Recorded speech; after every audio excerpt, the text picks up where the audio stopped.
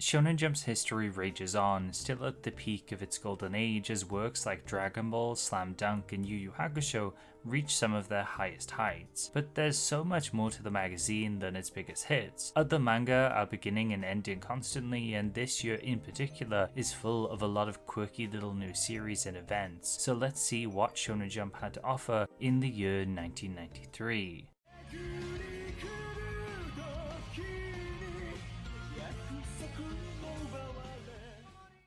JoJo's Bizarre Adventure Part 4 would go through many arcs this year, including a lot of great fan favourite ones, immediately beginning with Yukako Yamagishi Falls in Love, introducing us to what many consider to be the first popular yandere type character with Koichi's stalker Yukako. Using her hair-based stand, Love Deluxe, she entraps Koichi in a summer home, and while she doesn't really harbour any malicious intent, she most certainly will use violence to show her beloved how she feels, leading to a stand battle where Koichi's echoes evolves yet again.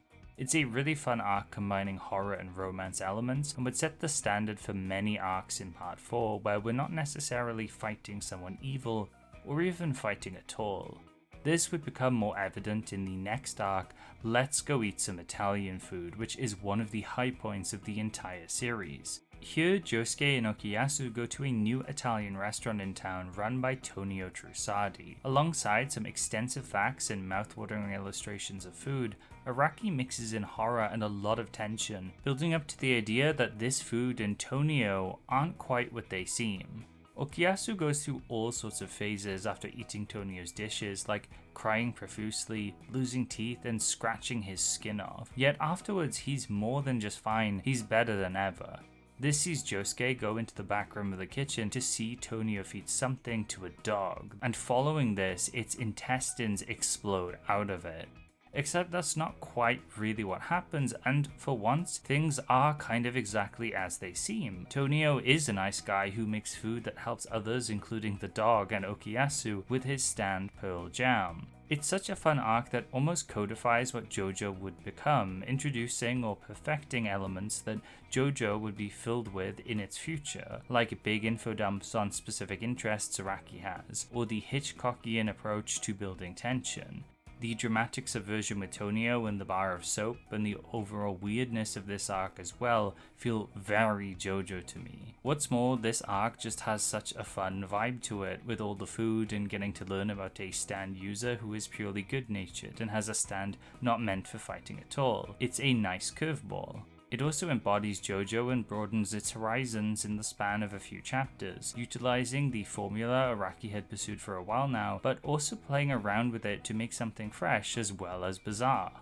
Later on in this year, Josuke and crew would finally confront the user of Red Hot Chili Peppers in a race against time as Joseph finally comes to Mario. The fight against Akira Otoshi is a lot of fun, but Joseph's inclusion and how he interacts with his estranged son is perhaps the highlight.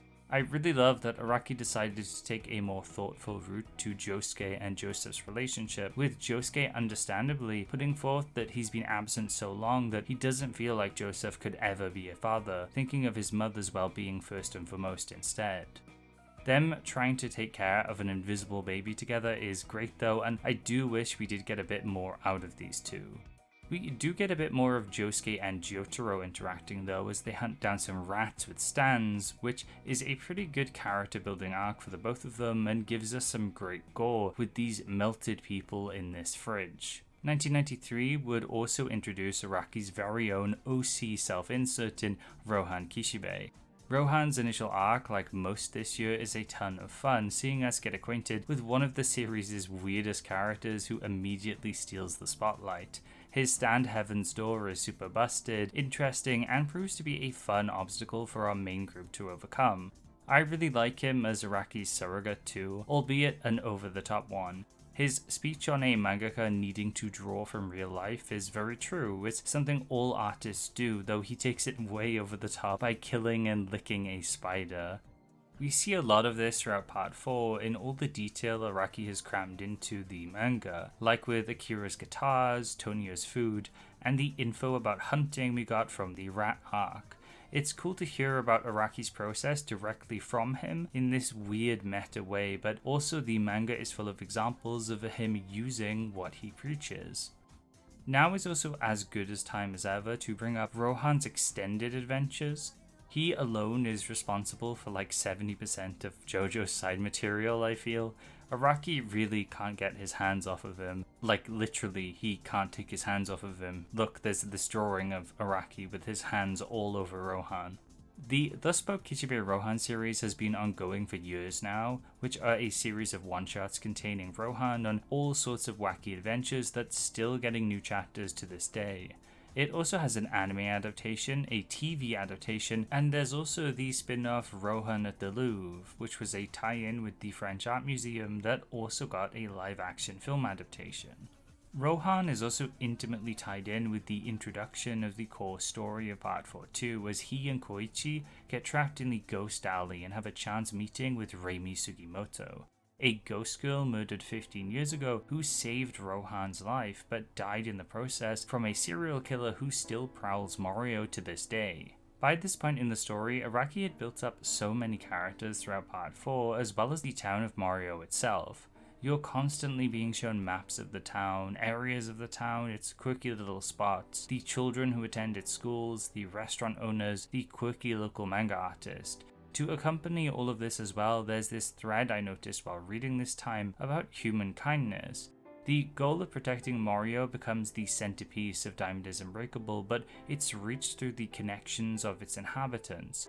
While their initial meetings might be rocky, most enemy stand users do eventually become allies, and in a few instances, arcs don't really revolve around a fight at all, but characters enacting kindness. Tonio's whole restaurant in his arc is about that, helping its diners heal. The invisible baby Josuke and Joseph look after is another big example of characters going out of their way to enact a moment of human kindness. Neither of them know whose baby this is. It's a massive pain in the ass, especially for Josuke, who doesn't really want to interact with Joseph, but like the beginning of the arc, Josuke helps Joseph when his cane is broken and doesn't fix the cane like he could, but opts to lend him his shoulder instead. It's these small instances as well as the big ones that add up, creating an interwoven tapestry of kindness between Morio and its inhabitants, of people helping each other, people looking after one another. It's small town solidarity. And because Araki has taken the time to depict these arcs, to show kindness, the downtime, the goofy moments, and plenty of inhabitants of the town that we now have come to care about, it makes the introduction of Yoshikage Kira even more terrifying.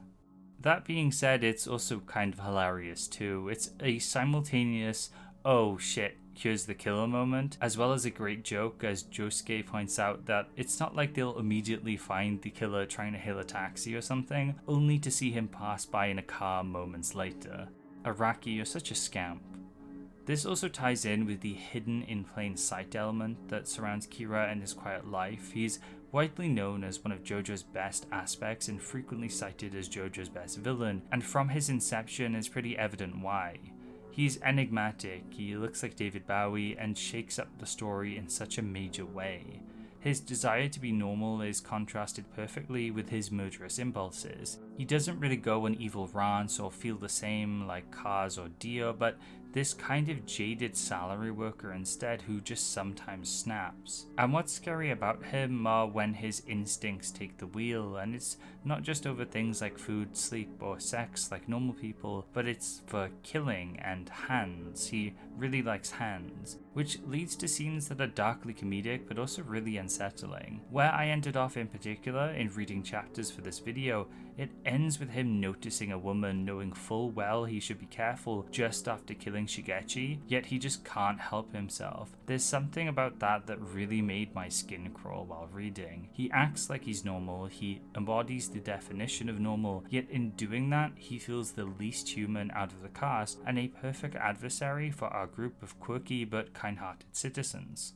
On a much lighter and silly note, since we have met Kira now, I thought I'd bring up Part 4's infamous Dwang scans, as Kira's line, "What a beautiful Dwang," is synonymous with them.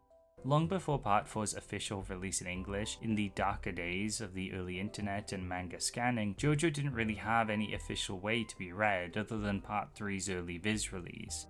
This gave way to Dwang scans, a now memed set of translations which are pretty funny because of how wrong and awful they are. They've been the source of countless memes like the titular "What a Beautiful Dwang," Josuke saying "no dignity," Kira getting a boner. The combination of it being so wrong, looking like ass because the scans are bad, and sometimes just being crazy out of left field with its translations make it a very unique experience, and in a way I think it embodies the bizarre element of JoJo very well.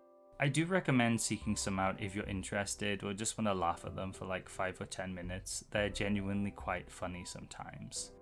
Bad scans are also quite relevant to 1993 as a whole, as in a weird way the scan quality of Jump manga overall within this year has been some of, if not the worst I've seen while making videos for this series, and it's about time now we move on and check those manga out.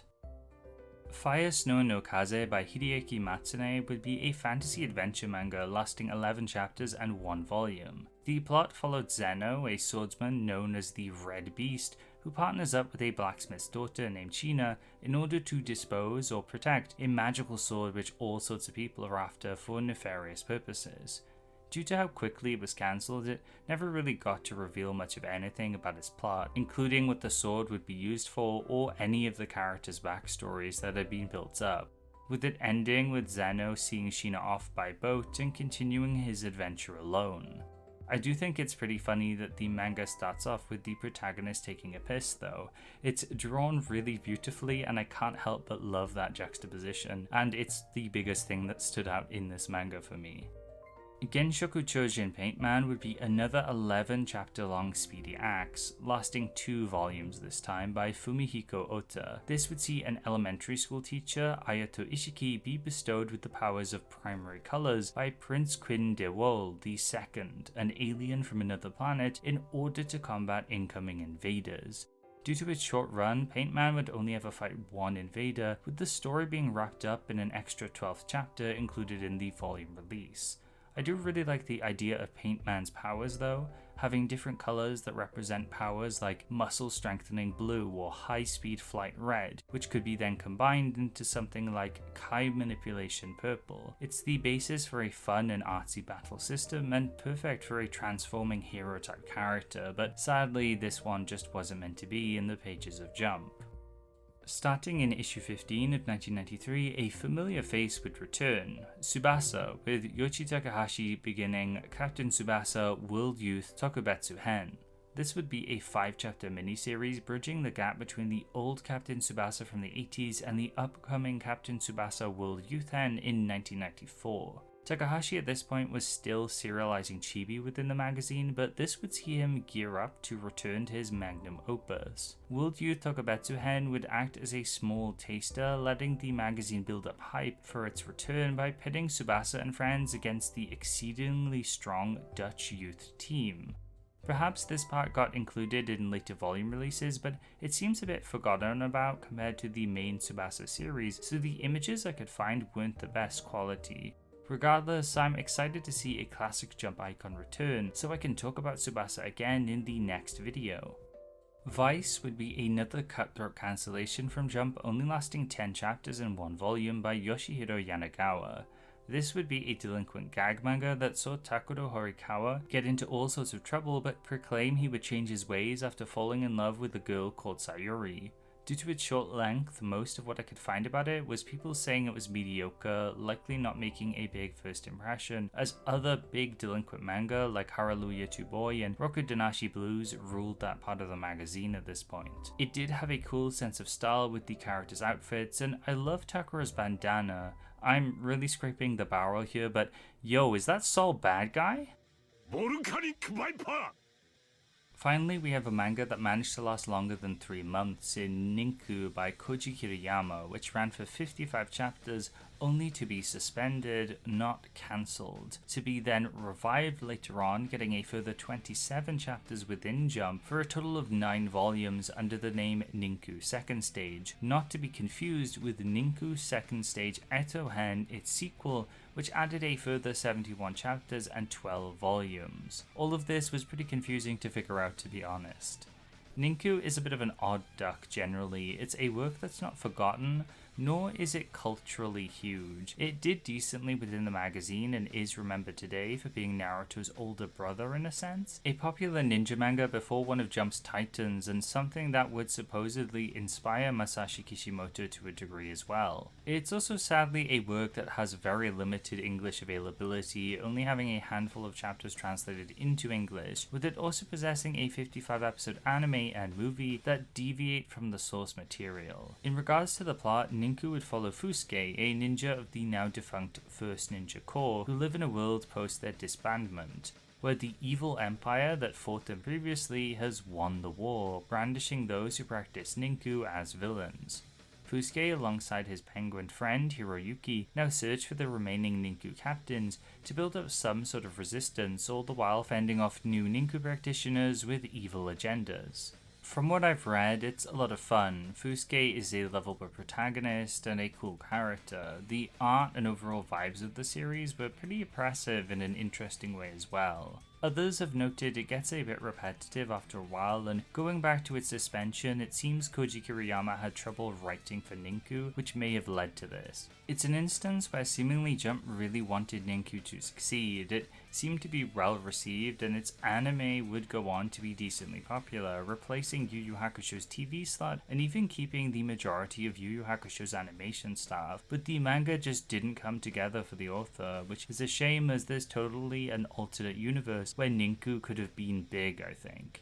It's pretty evident its production was troubled based on it being rebooted and the reboot having a hiatus in the middle of it, with the manga remaining unfinished for a good decade before Kiriyama would begin the manga's sequel in 2006. Even if it is a bit of a train wreck, this is a manga I'd love to read more of. Just look at Fusuke's goofy face, he really deserves a shot, I think. If you want to know a bit more about Ninku, I definitely recommend Shabe's video on the series. It's very informative and delves into the anime a lot more, and I'll leave a link to it in this video's description. Up next, we have one of the more obscure pieces of Jump media I found, with the 1993 Game Boy game Cult Jump. This would be a quiz-based title that saw the king of Jump be imprisoned, and only you, with your extensive knowledge of Shonen Jump trivia, has the power to save him. It featured 50 full stages of questions you'd need to answer all about Shonen Jump, featuring many of its most popular series at the time, with the 7 characters featured on the cover being the same as 1991's Famicom Jump 2, minus Tar-chan being swapped out for Keiji from Hana no Keiji. It seemed like a neat little game which I'm sure I, along with a lot of people watching, would love to play to test our Shonen Jump knowledge. 1993 would also be home to another weird tidbit of Jump history with Michael Jordan Monogatari Hang Time, an adaptation of a book by Bob Greene illustrated by none other than Slam Dunk's own Takehiko Inoue. Sadly, this largely seems to be lost to time, with it solely existing in Shonen Jump issues 55 to 48 of 1993, with only scraps of it available on the internet, but it's something neat I thought I'd bring up regardless. Shonen Jump Multiworld would be an event that would take place throughout 1993's summer to celebrate the magazine's 25th anniversary. It would be a sort of predecessor to the Jump Festa events that take place today, being an in-person venue you can go to learn more about the magazine's history, to see new artwork done by its artists, and to hear about upcoming info on new manga, anime, games, and merchandise. For 700 yen as an entry fee, you were free to wander the event and were given a little booklet with the majority of the information we have presumably comes from. There's some great documentation on this throughout the internet, but in particular, Manga Properties has multiple articles on the event, even going into individual authors, their comments, and special illustrations from this time.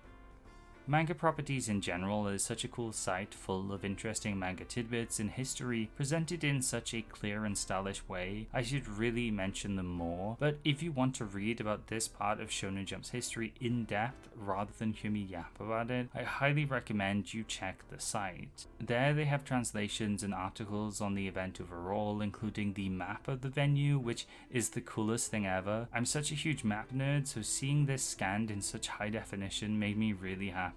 Alongside featuring a lot of illustrations, the event even supposedly had a recreation of Ryotsu's police box from Kochikame and Akira Toriyama's manga studio. a showcase of some brand new 4-comma gag manga from Jump's current authors, and a theater to showcase anime, and a whole bunch of behind the scenes stuff on printing, as well as an area for souvenirs. This coverage of Shonen Jump Multiworld is fascinating, and I think it's a showcase of something really cool that's part of Shonen Jump's actual history that sadly not many people will know about. It's a drop in the bucket of cool little events or side things that makes up the magazine's history, and honestly it makes me question what these videos are and if the title History of Shonen Jump is really accurate, as for the most part what I make is just an overview of the manga that serialize themselves within the magazine with my opinions stapled on. I've been self-aware of this from the very beginning, and I'm sure plenty of people might rather learn something new about Jump or its behind-the-scenes efforts, its editors and internal structure, or the processes behind how it all works. Learning about that would be fun for me too, but I'm just one person who doesn't really know Japanese, and aside from looking through Jump issue by issue, I'm not sure where I'd find cool stuff like this, never mind catalog all of it in these videos. That being said, I don't want this to sound defeatist. Plenty of people enjoy what I make here, and so do I, but I do want to prompt the idea in people that there is much more out there that's part of Shonen Jump's history than what I talk about in these videos. And people other than me are cataloging it in some very fun ways, like manga properties with this coverage of Jump's Multiworld. My experience of Jump is just one experience, but I do hope it has helped foster a greater appreciation in the magazine, and if you've shared these videos, thank you so much. Please continue to do so, and alongside this, please share other stuff people have discovered or have been translating or looking into in regards to Jump. I think one of the coolest things I've seen and experienced while making these videos is getting sent translations or quickie little things through DMs or messages. So if you do research of your own on Shonen Jump, or translate old manga from the magazine, or have found something cool related to Jump, feel free to let me know, and I'd love to help spread the word about it.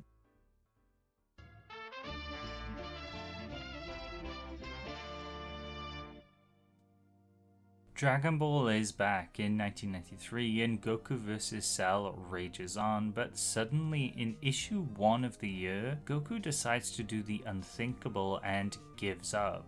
The fate of the world is on his shoulders and he gives in, instead wanting his son Gohan to deal with Cell since he believes he's capable of defeating him. I should probably owe an apology here for the last video since I hyped the Cell games up as a tournament arc but misremembered it really because that's not really the case. While a lot of characters are involved in taking down Cell, the focus is put on Goku and Gohan. Characters I both like, but I found the conclusion of Cell blowing up, killing Goku only to resurrect so Gohan could kill him to be a little underwhelming. We do get some rare Dragon Ball drama though, as Gohan is put through the emotional ringer with his dad dying. Not that Dragon Ball treats this very seriously, as Goku can call up anyone anytime from the spirit world, leading to some great comedy. While the Cell saga might end on a bit of a low note for me, the same cannot be said for the start of the next part of Dragon Ball, which sees a time skip to Gohan's high school life. This is probably my favorite part of Dragon Ball, maybe because it harkens back to Dr. Slump a little with how comedic and slice of lifey it is. I think it's a fun concept for Gohan to hide his Super Saiyan powers while also wanting to help out and fight bad guys, which leads into his Saiyaman persona and Videl's involvement, who's one of my favorite characters. This period of the manga could be seen as one last return to form for Dragon Ball before it would conclude, especially since we have another Tenkaichi Budōkai, and it's been a while since we've had one of those. Another initial aspect of this arc I really like is the cast changing. We have Krillin with hair, who's really goofy. I really love Dad Jita, who still acts all gruff, but it's clear he's a tad softer, and his dynamic with his son Trunks is really cute. MILF Bulma is also peak Toriyama character design. We have a really colourful roster of fighters for this tournament now as well, including some recent additions like Videl, who got trained up by Gohan and Goten, and the Big G himself, who's been resurrected for one day only to participate in the tournament because of course Goku would get resurrected for such a reason.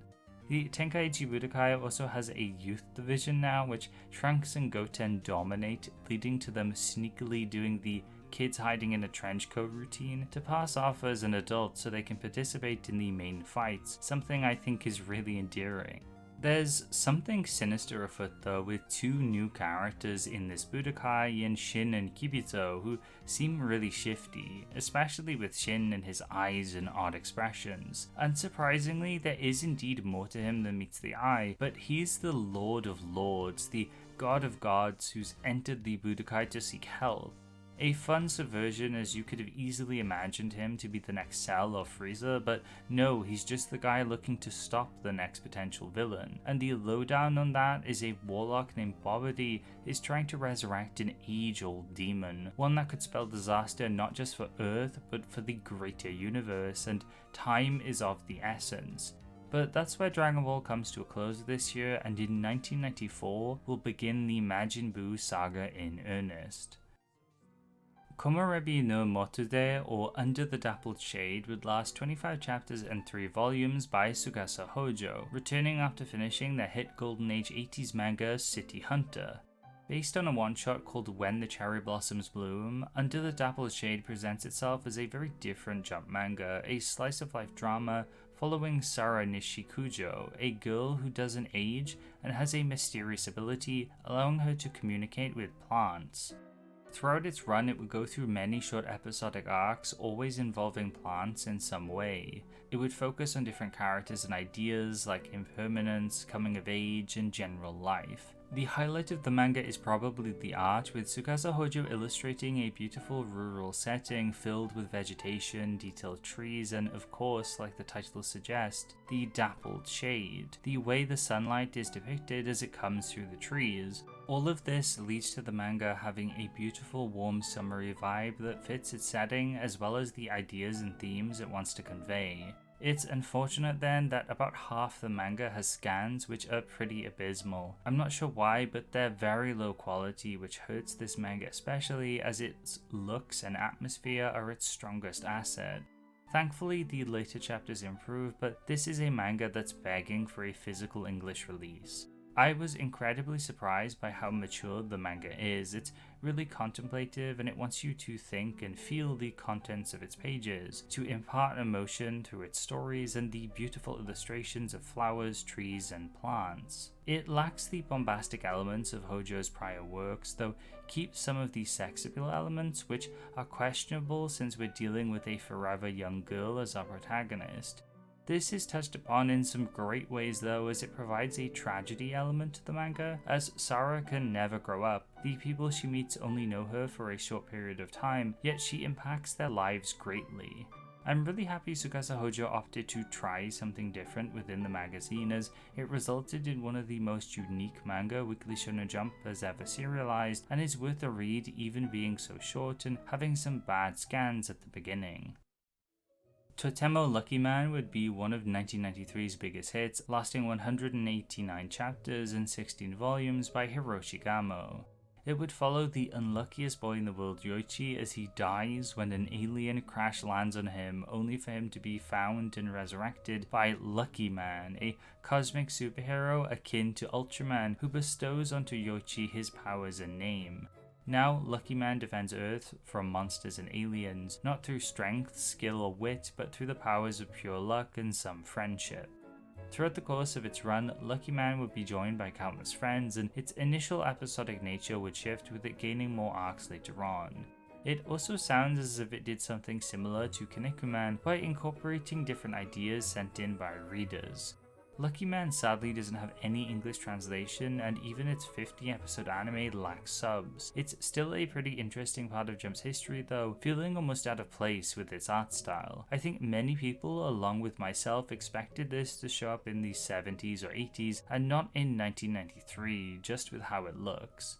I do find it really charming though, these simple designs are appealing, and I can imagine reading this as a gag manga every week. The anime even more so, with its added splashes of colour. It reminds me of something like Crayon Shin-chan. Not very detailed, but very expressive. So be like Action Bastard and put your mouth on a sausage! From Action Foods. If you don't buy it, you'll die. My favorite aspect of Luckyman is probably the mystery surrounding its author though, Hiroshi Gamo, who is mostly known just for Luckyman, who's been on the record saying he can't really draw, but the most important part of making manga is love, a sentiment I really like. Behind the scenes though, there's theories that he's actually Sugumi Oba, the author of Deadnought and Bakuman, alongside its artist Takeshi Obata. It's a fun little mystery that a friend of the channel, Manga Crash, has delved into in a video of their own, which I highly recommend watching since it's very interesting. The link to that will be in the description.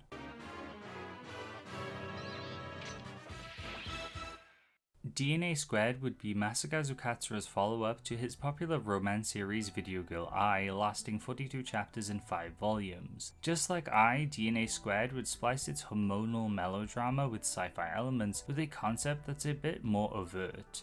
Junta Momonari, a mega playboy, would plague the future by fostering 100 children with different women, passing his genes on and causing mass overpopulation throughout Japan.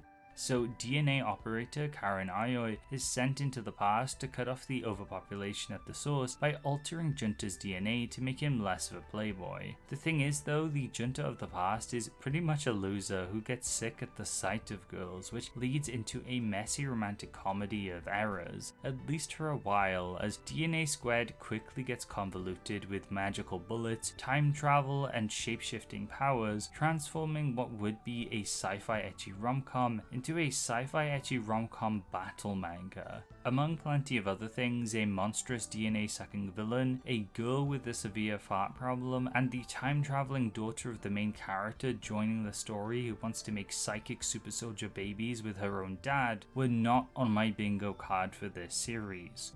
It's frankly a mess of a manga, drifting from standard ecchi arcs into battles with little grace. It's kind of sad too, as there's a lot of good ideas in DNA². The Mega Playboy time travel plot is fun, and so is an ecchi battle manga as a concept. Heck, I even think Kotomi Takanashi's arc, the girl who farts when she's nervous, was probably the best part of the manga, delivering a message of self-acceptance while also illuminating, a bit like in Video Girl Len, the idea that nobody is pristine and perfect. We all have issues and do stuff like fart.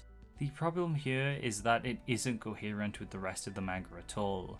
DNA² is a mishmash of disparate ideas thrown together in an attempt to remain relevant in the magazine, which it did manage to do for a time, but it would eventually be cancelled. Sadly, another major detractor if you want to read DNA² is the poor scan quality, which unlike Under the Dappled Shade, doesn't get better with time. It's so unfortunate that two of the best looking manga from 1993 suffer from having very dated scanlations and no English official release. On a more positive note, DNA² did get a 12-episode anime adaptation in 1994, with an extra 3 episodes being produced later on, which rearranges the story somewhat. It's an alternative if you don't want to read its poor scans, but it still suffers due to the manga's core tonal and structural problems.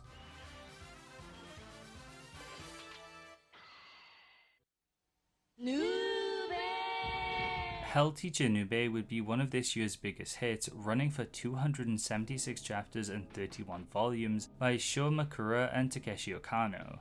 It would follow Meisuke Nueno, nicknamed Nube, an elementary school teacher who presides over Domori Elementary Class 5-3, who not only acts as their professor but also guardian against all types of horrific yokai. Nube is mostly episodic, with each chapter focusing on a different yokai, their lore, and it roping in one of the class's students to learn a moral or lesson. The sheer variety of spooks covered is pretty immense over its 5-year plus run. There's some obvious ones you'd expect, like the possessed anatomical model, Kuchisake Onna, the split-mouthed lady, kappas, as well as a whole load of other bizarre, frightening, or silly creatures. The Yokai of the Week aspect is probably my favorite part of Nube, as all of them are drawn really well, often having a full page devoted to showing off how creepy they can be. As scary as the events depicted in the manga are, I do feel its episodic structure, coupled with its lack of grace in showing off how the yokai affect Nube and the children, are pretty big blemishes on the series. It really is best to approach Nube as a sort of episodic gag manga with more of a spooky tone, because often children will get sliced, diced, or brought to near death with not much of a big deal being made out of it. Nube even dies at one point when he encounters a Shikigami, only to just appear in the next chapter unceremoniously in an unexplained fashion. If, like me, you thought there might be more of a coherent narrative to Nube, with him taking out yokai in a more serious battle shonen style, you'll be sorely disappointed. Alongside its horror and gag elements, ecchi parts make up a substantial amount of Nube, which is something I didn't expect nor enjoy considering the cast is a bunch of 10-year-olds and their teacher. For the most part it's pretty goofy, but some jokes like Mickey having a rack of double D's at age 10 and wanting to be a Japanese AV actress when she grows up are a bit much. There's also the chapter where all the boys get turned into panties which the girls wear, which is just not something I expected at all going in. I can see the appeal to Nube though. The light horror elements are nice, and I think on a week-to-week basis this would have been really fun to read, with plenty of people I've met expressing their love for the series.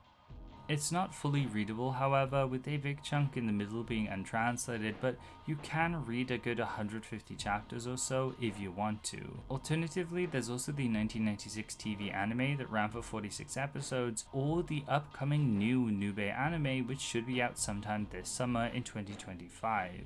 Nube would also receive a variety of supplemental media like novels, a PS1 game, and a live-action series in 2014.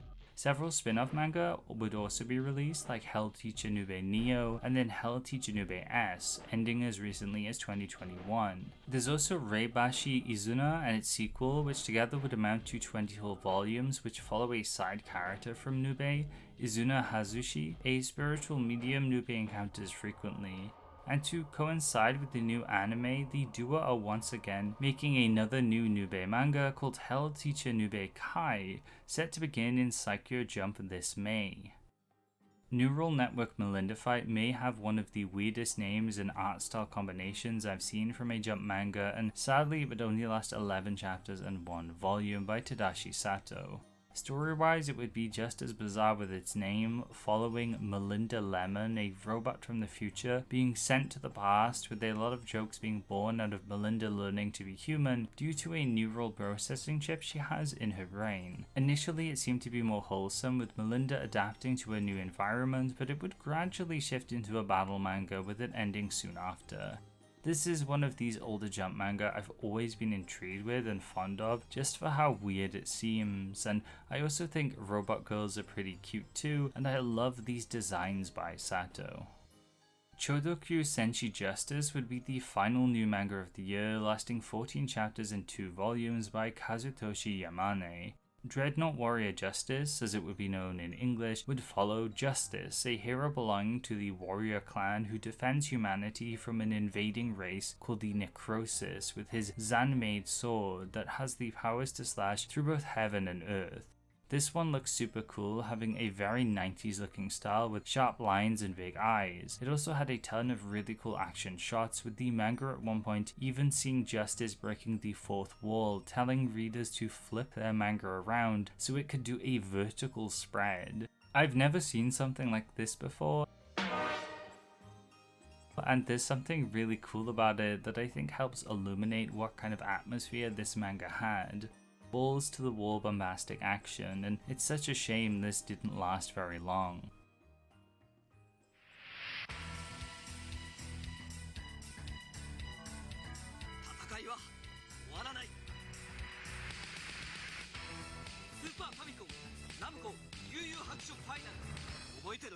YuYu Hakusho is a pretty renowned and beloved Shonen Jump manga. People adore its characters, its fights, and artwork, though it seems there is a common understanding, at least from my experience, that its closing arcs aren't quite as strong as its beginning, and 1993 signals the beginning of the end for the manga with Chapter Black unfolding.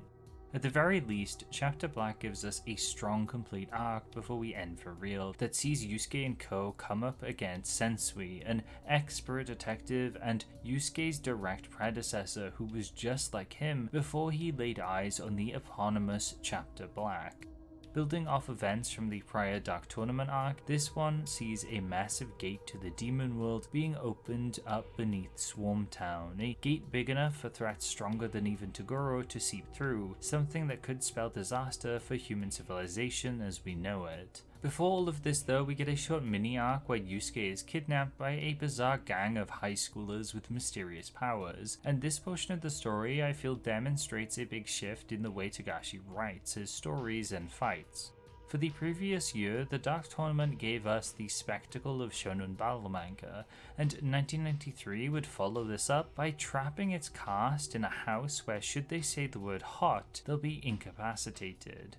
Violence isn't an option here, so fighters like Yusuke, Kuwabara, and Hiei quickly fall, leaving Kurama the only character capable of outwitting their opponent, a glasses-clad boy named Kaito.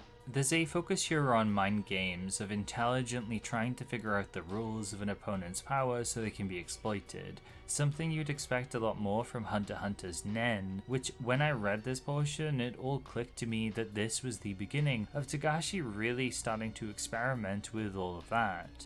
Chapter Black explores a lot of ideas, but I think it also sees Yu Yu Hakusho look internally at what it itself is. What constitutes a shonen battle manga, what should fights consist of, and on a thematic level through its villain sensui, what makes a hero and what is the concept of good. I found this arc to be fascinating on so many levels, and perhaps it's because it's so varied compared to the Dark Tournament arc that comes prior, but a lot of my love for it comes from sensui and the reveals that come when we delve into what the Chapter Black actually is, as well as some big shakeups after this arc is concluded. The crux of the story here revolves around someone much like Yusuke, someone who thought they were doing the right thing, protecting the world from these nefarious demons. Sensui, a demon hunting prodigy, had a strong moral compass and believed in what they were doing until setting eyes on Chapter Black, a VHS containing the worst atrocities committed by mankind.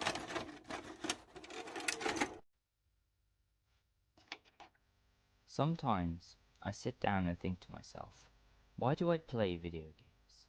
And my response would usually be the world.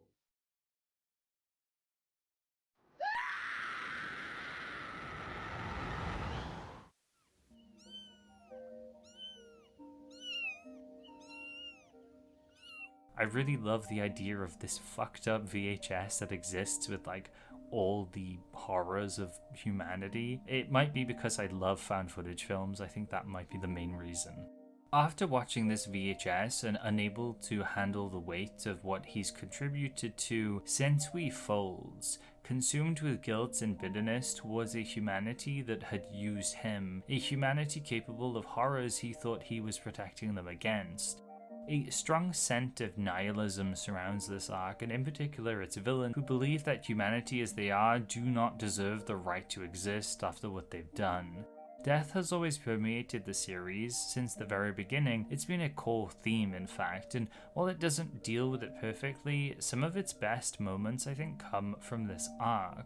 Like with Amanuma and his battle against Kurama, where Amanuma comes to realize the ability Sensui groomed him to have is one which he is destined to die from. But time is of the essence. Kurama needs to beat him to save others' lives, and we get this harrowing dialogue from Amanuma during this fight. "Please, I don't want to die," followed by this page of Kurama standing over his lifeless body. I think the best moments of this arc come not through the act of dying though, but through the idea of not wanting to live within the current status quo. The villains of this arc are people who are sick of the world that's been built around them, the society they're a part of, and would rather not live in it. And I think highlighting the shonen willingness to go and hunt down the next big bad guy by calling it an eternal struggle is really scathing. The big thing with all of this is the villains end up being right, or at least justified, in how they feel when the next few arcs come around. The status quo Yusuke and friends are defending is broken, it's coated in lies. King Enma enforced the separation of the two realms when it was mostly unnecessary and served to promote bigotry and disconnection. Sensui's gate ends up being a net good, I think, because it allows humans and demons to become closer and to coexist. A lot of this is done rather clumsily. This final arc is a huge mess, complete with this massive succession tournament to find the new ruler of the demon world, but I kind of love it all because of how shocking it is to be told that the shonen battle manga status quo we've been presented with is a lie. Everything isn't so simple. We've been told the bad guys are bad, made to think demons are inherently evil, or at least for the most part, with the hints that this isn't the case since Kurama and Hiei have been on our side for the entire time. So many different ideas are tackled here, and it's an overload. I want to liken this whole process and this final arc to growing up. Maturing from child to adult only to realize that everything is a mess. The entire world and its systems, our moral failings as a species, everything just assaults you at once. Some people want to change how it works for the better or get broken by it like Sensui and the others. I think Yusuke approaches it in a fun way. He mostly only knows fighting or violence, so sees it right that the governance of the demon realm is settled with a tournament, but it quickly gets more complicated than that, and after he's done, he's left to wander and just sets up a ramen stand.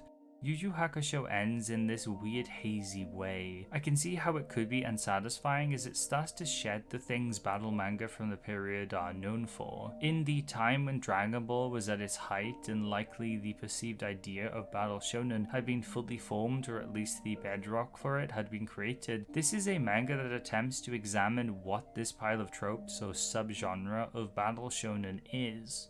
And in a very messy way, you could say that even before Hunter x Hunter, Yu Yu Hakusho attempts to deconstruct shonen battle manga.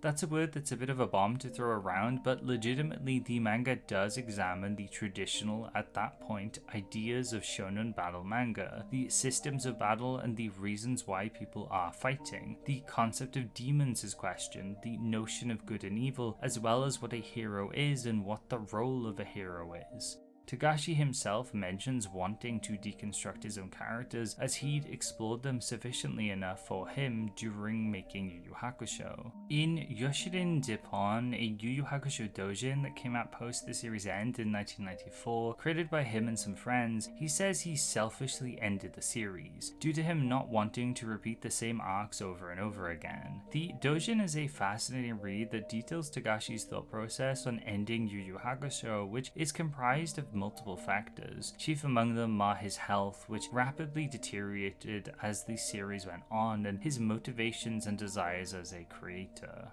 Togashi is an author who struggled within Shonen Jump and has been met with success, wanting to quit time and time again due to his health, both physically and mentally, but I don't think he ever really did quit. He came back and is still making new things today with Hunter x Hunter, and he pushed himself through extra arcs for Yu Yu Hakusho despite feeling like he was at his limit, and I think in doing so he really pushed the envelope of what kinds of stories Jump houses. On a meta level, Yu Yu Hakusho gives us a glimpse into Shonen Jump at its worst, and its capacity to brutalize its artists with horrible deadlines and a constricting writing environment. Aside from a few genuine crimes from authors, this is the darker part of Jump's history, and something that needs to be touched on because as much as I clearly love the magazine, it has major issues.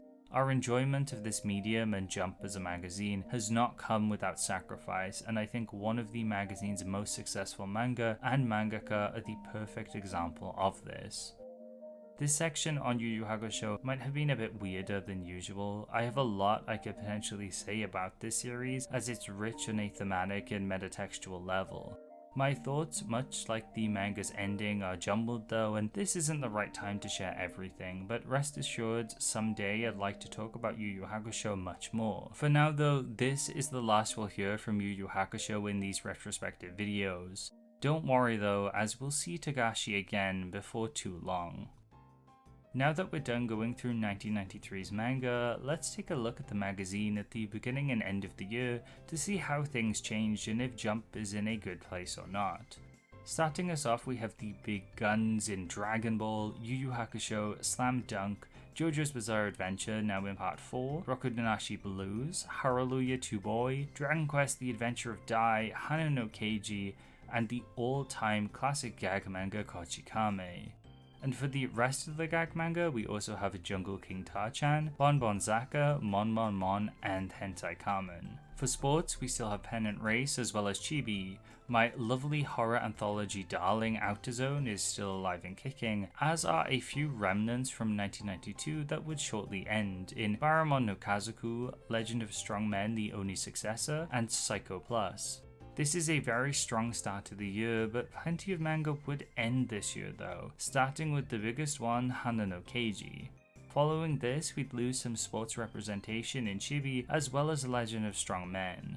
Gag manga would also be cut with Mon Mon Mon and Hentai Kamen 2, with the Family of Brahman ending as well as Psycho Plus early on within the year. While we wouldn't get any new sports series, Luckyman would fill in as a new long-running gag manga. Ninku and Hell Teacher Nube would be two big hits for the period too, and DNA² would act as a stopgap for ecchi manga.